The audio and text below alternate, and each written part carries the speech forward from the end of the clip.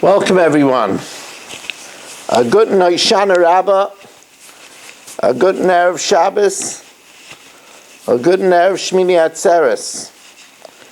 As we, with joy, on this night of the Ushpizin of David HaMelech, we have the special segment for the Shabbos table, which is sponsored so kindly by the Reuben family. We wish them a Piska Tava, and their special tefillah is to be Zeicha for a Ben Zacher. May this year be the year that there should be Zeicha to a healthy and wonderful Ben Zacher with Siyata D'Shmaya.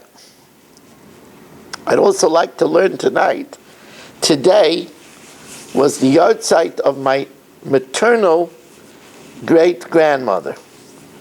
My mother, her mother was Hoshana, and her mother was Razel.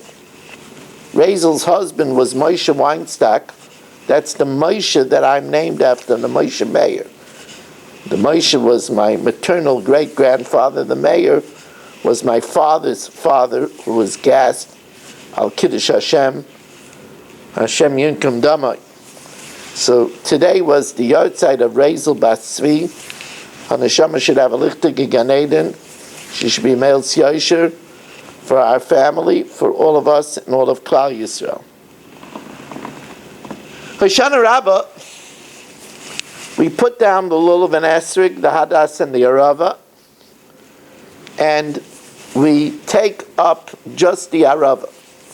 Ramosha Zechzav Kosh Brachas Chusi Yagan Aleinu, his minig was that before saying Tana Emunim in the Hoshana prayers, he would take the Arava and he would do the Nanuim with the Arava.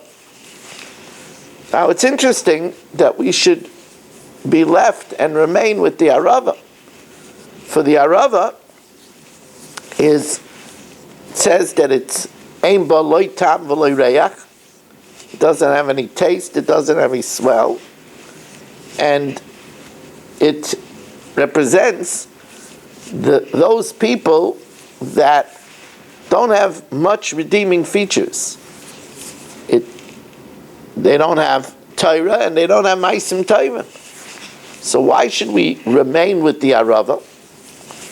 And the answer is because the Arava represents the mouth.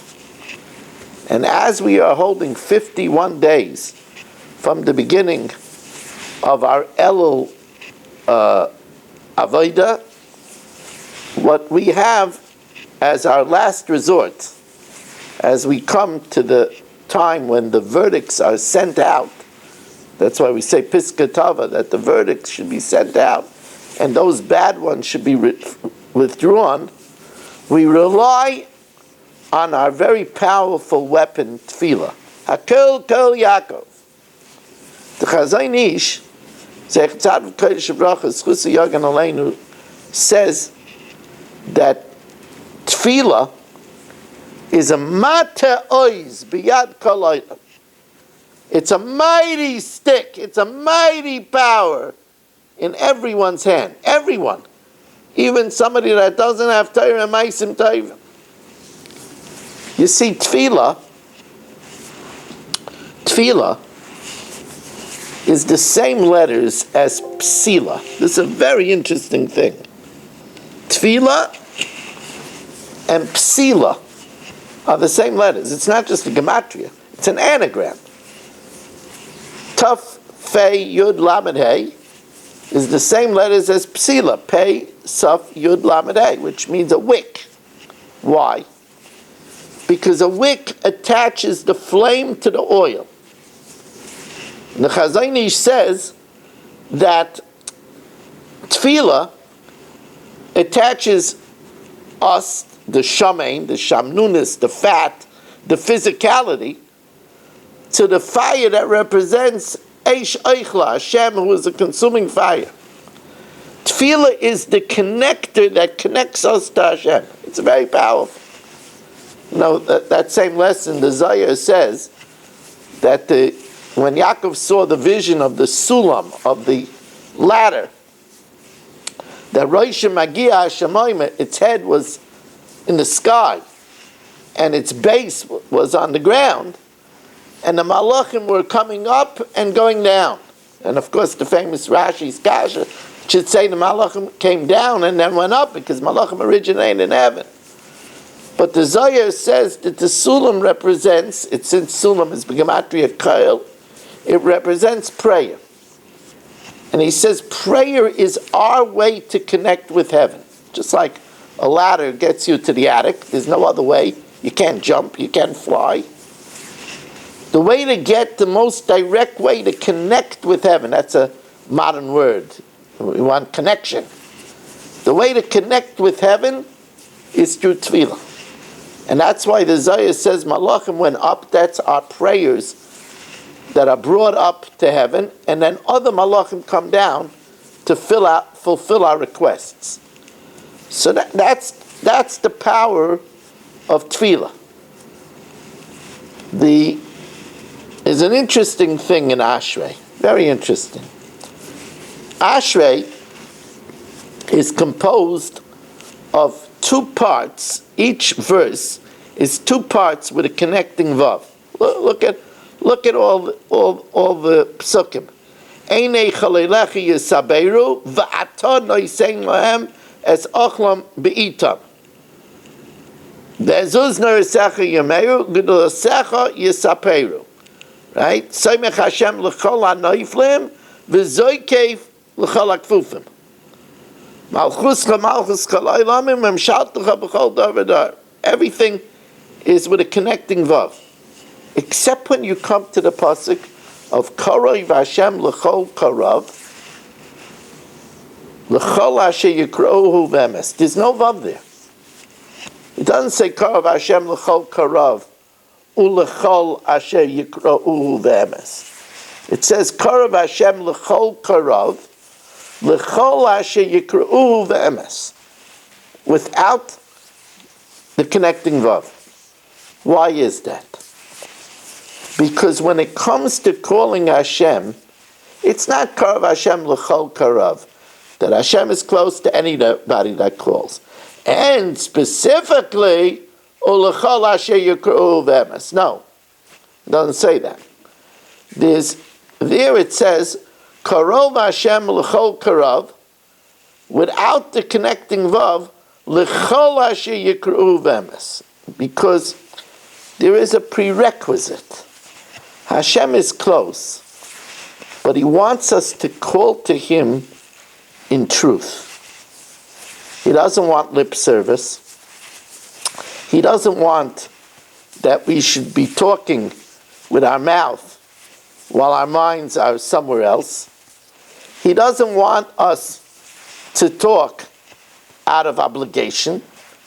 He wants the sincerity. That's what He wants from us. Now, it's very important to realize something over here. We find that there's a stira. It says in the pasuk, "Tnu oiz leilokim," grant strength to Hashem. What do you mean, grant strength to Hashem? It's Hashem that grants strength to us. It says Hashem oiz liyamo yitain. So what does it mean? Tnu oiz leilokim. Tnu oiz leilokim means that a person should realize that the strength is within Hashem. That our Yeshua comes to Hashem. Our tefillah, like the Chazon Ish says, it's a mata oiz biyad kol adam. Our tefillah, when we believe that our tefillah is going to really make a difference, and that ein oid milvadai, then our tefillah is going to help. I mean, look at Leah. By Leah, the Welt says, the older one will be for the older one, and the younger one will be for the younger one. That's what it says. It says that the older, there were twins born, so the older girl, Leah, will go to Esav, and the younger one will go to Rachel, will go to Yaakov. So Leah's fate could have been the mother of Amalek. That could have been the fate. But Einei Leah Rakos, the eyes of Leah were Rakos, her eyelashes came out in Tefillah. And what happened? She had Roiv of Klal Yisrael. And together with Dinah, who of course had Osnas, who married Yosef, there were two more Shvatim, Ephraim and Menashe. That happens with the koyach of Tefillah. That's the koyach of connection. You know, also, besides Tefillah being the same letters as Psila, which connects the Shamnunas, the physicality, to the Eish Oichla of Hashem, it also is from the word of Naftule Elikim Niftalti Im Achaisi. That's also the Shirish of Tefillah. And Rashi says, in one shot, it means that they wrestled, they came together. When we daven, we connect with the Rabbeinu Shalom. This Yom HaRava, the Yom of prayer, reminds us of the power of prayer to change things.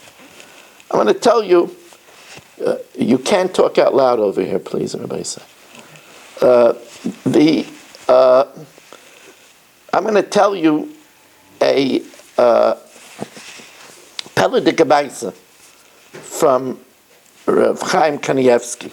It's actually not a Maisa from Rav Chaim Kanievsky, but Rav Chaim was made on this incident.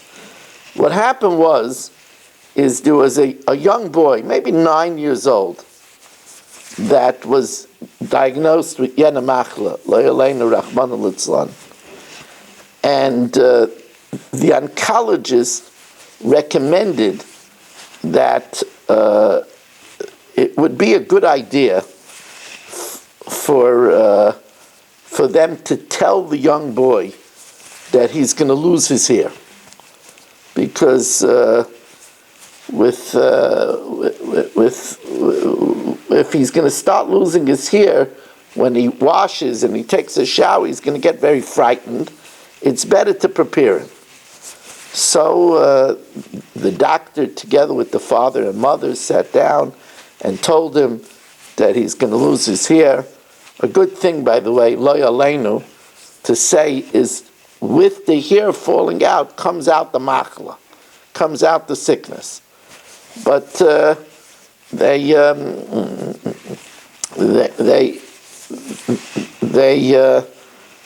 told him, and the boy, he was a very special boy, and the boy said, look, the Rebbe said, Gamki Elech Begeitz Almaves, in the shadow of death, Lo Yira Ra, Kiato Imadi. The boy took it with aplomb. And then later on in the night, the boy started crying and shouting, and his father and mother came running to him. They figured maybe he was in shock, and it finally dawned on him what's going to be happening. But he said, Tati, Mommy, how could it be? That means my payas are going to fall out, and I'm going to look like a guy. How could it be? How could it be that I should look like a guy? So he says, no, I have to daven. And he started saying Tillim, and he started crying to the Rabbeinu Shalom, please Hashem, I don't want to look like a guy, please Hashem. And a Peledika thing happened. As the treatments continued, all his hair fell out except for his payas. So of course they provided for the boy the finest toupee, but he had his own payas. And they say that they brought him to Rav Chaim to show it to Rav Chaim. And Rav Chaim asked gently to the boy if he could remove his toupee, and the boy did. And Rav Chaim called out the Rebbetzin and said, look at the koyach of the tefillah of a Yeled Shebi Yisrael. That's the power of tefillah. There's another story famous story, Reb Pincus, that Reb Pincus, this story was revealed when Reb Pinchas tragically passed away, a man came to be Menachem Ovel with two little children. Now, you don't bring two little children to a shiva house, and it was a little bit of a pella that they brought the children to a shiva house, and the man said, "You'll excuse me, but I want to tell you that these children are mamish because of your father. I wanted to give you nechama. These children that you see are because of your father." So they looked and they asked him, "What do you mean?" So he said, "My wife and I went 12 years without children. And I went to Reb Pinchas and I cried and I cried and I cried. Reb Pinchas took me, it was in the night, he said, "Get in the car, I'm taking you somewhere." So he said, I figured he's taking me either to Kebarachel or the Kaisel or maybe to a tzaddik. And we're driving and he takes me to a dark field. The field was enclosed, and Reb Pinchas got out. He said, "This is a safe place. I'm going to lock you in. I'm going to come back in 2 hours. Nobody is here. You could scream to the Rabbeinu Shalom for rachamim and for mercy for 2 hours." He said he left me there, and he said, "I davened like I never davened before. I really talked to the Rabbeinu Shalom. I really cried to the Rabbeinu Shalom." What could I tell you?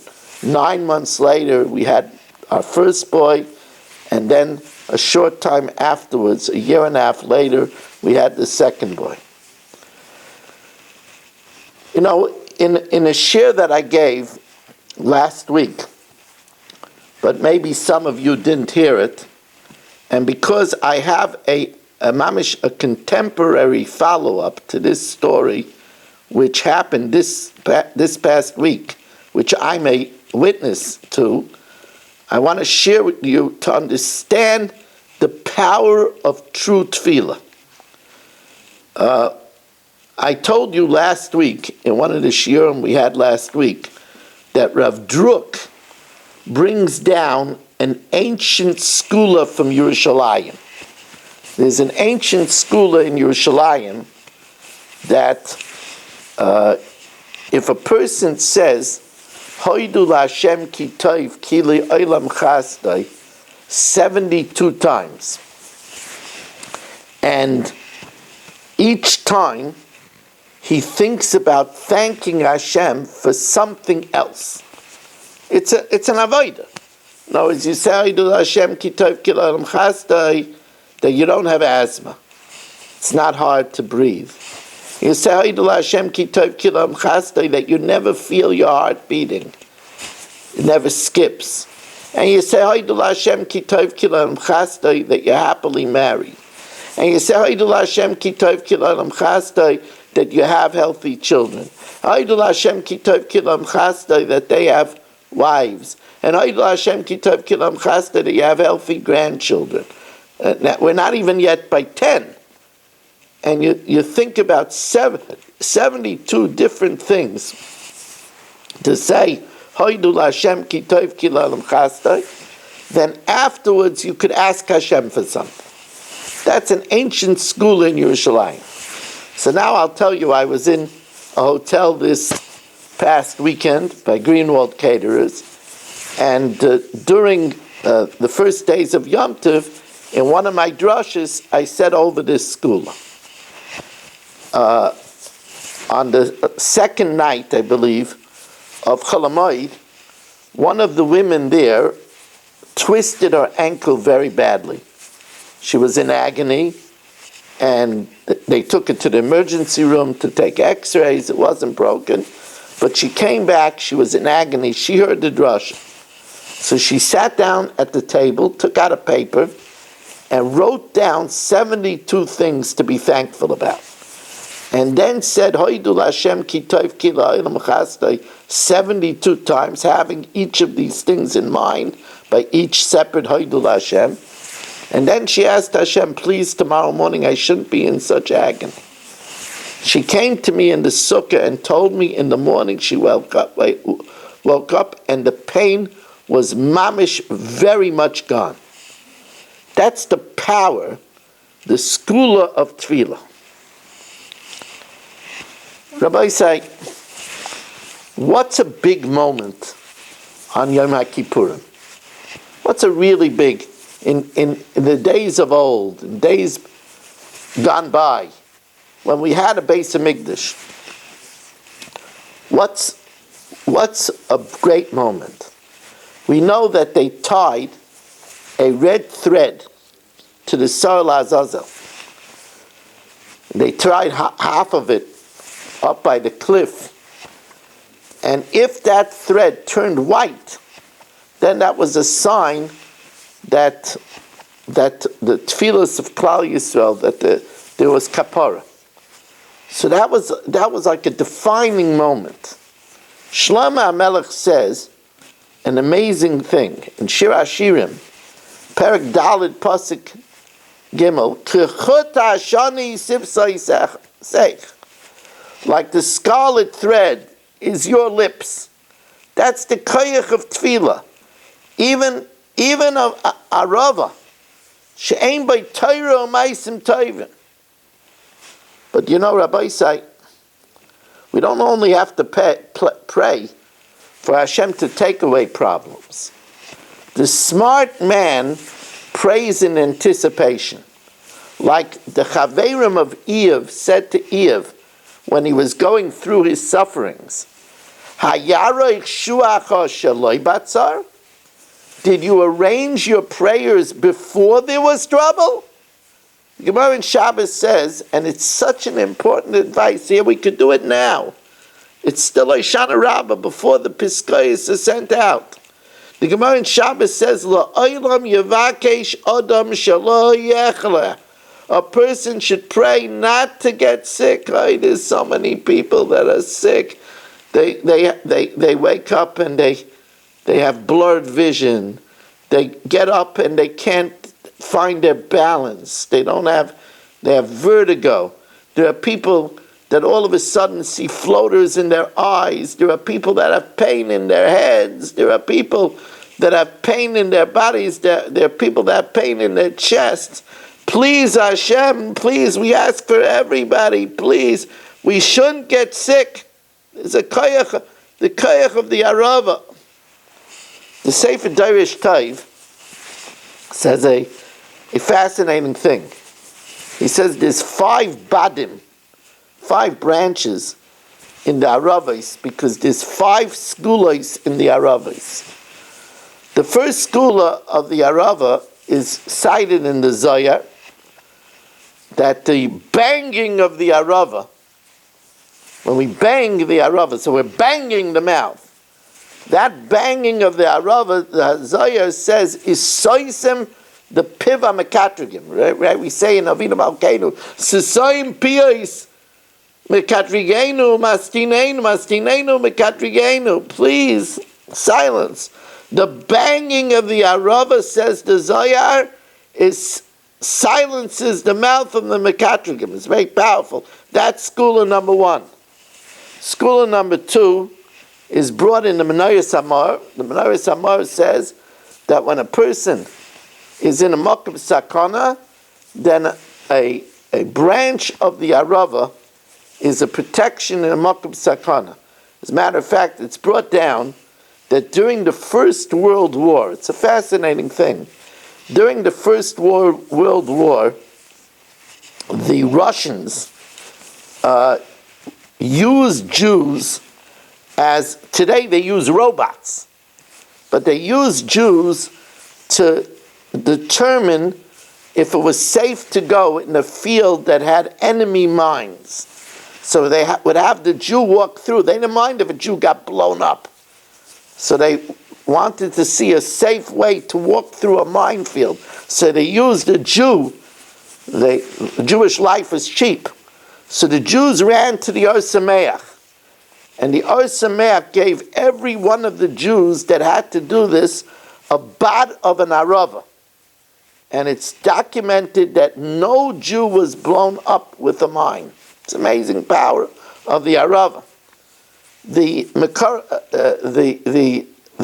Chaim says that the Arava is particularly protective for one who has to go on a travel, on a Nasiya. It's a good thing to keep in the glove compartment.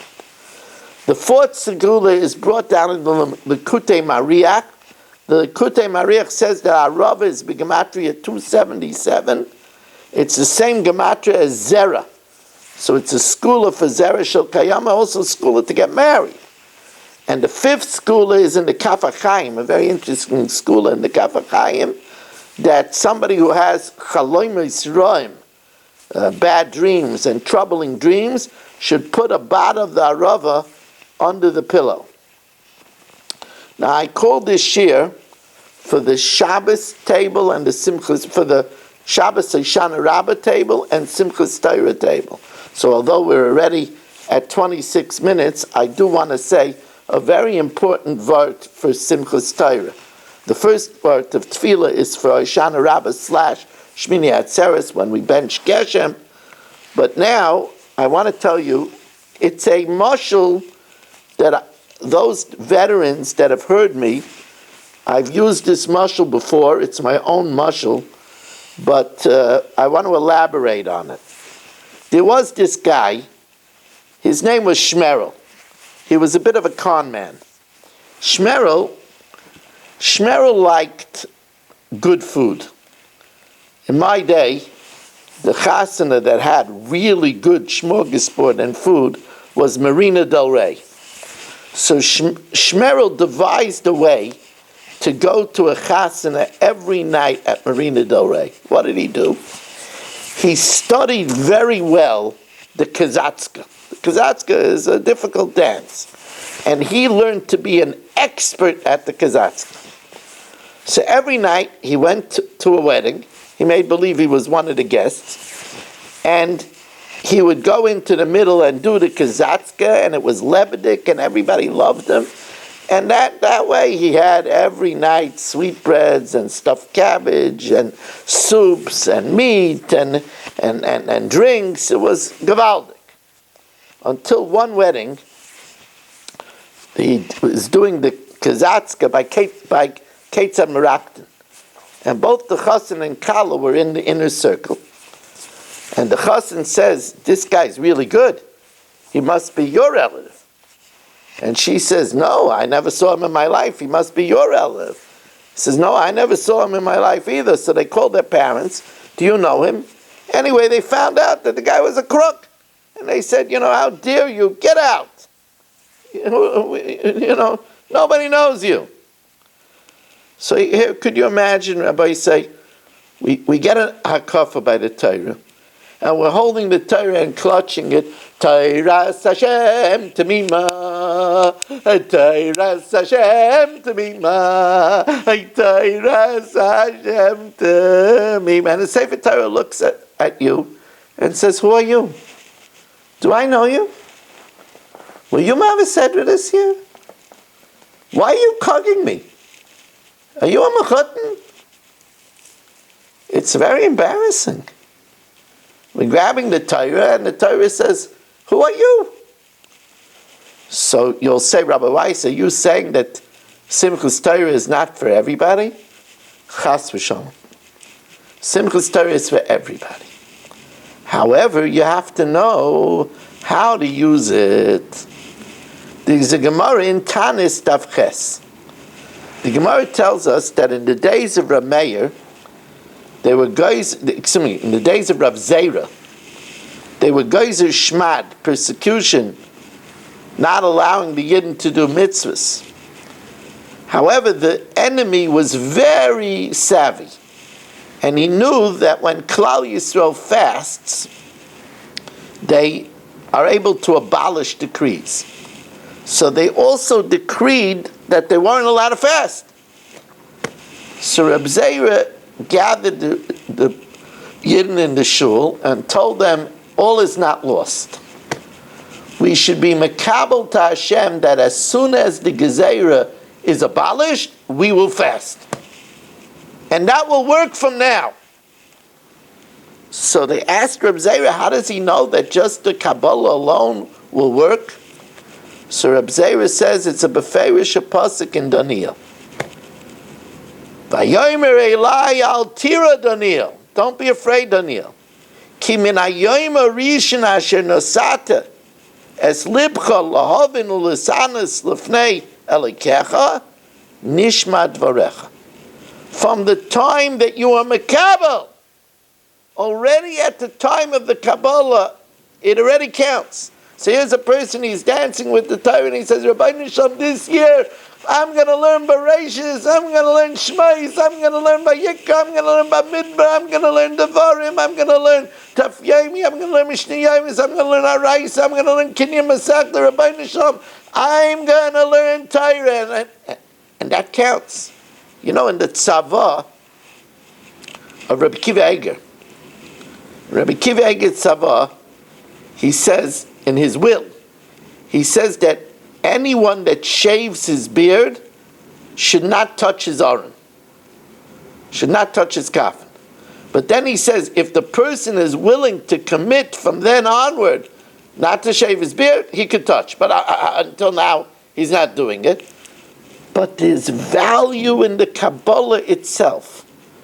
You know, there's a famous Gemara in Bav Metzia on Daf Pei Daled.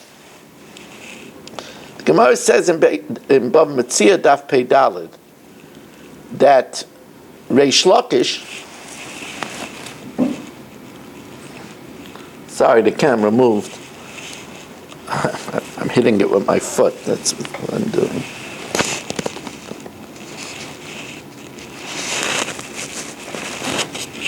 The Gemara says in Bav Metzia,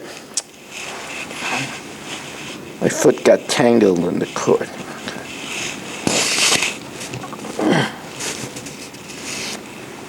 The Gemara says in Bav Metzia Daf Pei Dal that Reish Lakish was the head of the bandits. Right? He was the head of the mob. Rabbi Yochanan witnessed Reish Lakish with great strength. He leaped right across the Yarden. There was a part of the Yarden. He leaped right across from one side to the other. So Rabbi Yochanan commented, what strength? Chelech l'oraisa. You should use your incredible strength for the Torah. And he told him that if you dedicate yourself to the Torah, I'll give you my sister as a wife. So Reish Lakish accepted. And it says that at that moment that he accepted, he couldn't jump back. Because Torah matesh es koichei shaladim. But he didn't even start learning Torah. I mean, I understand you learn Torah, it weakens you. But he didn't even start. But just the Kabbalah alone already had a power to weaken him. That's the power of being mekabel something. It's an amazing power. And therefore, Rabbi say, that's our job on Simchas Torah.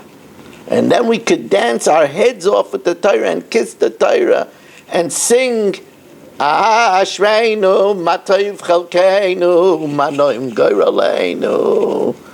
We could sing. Ein sim v'hoir eineinu b'sayra secha. We could sing because we were Mekabel.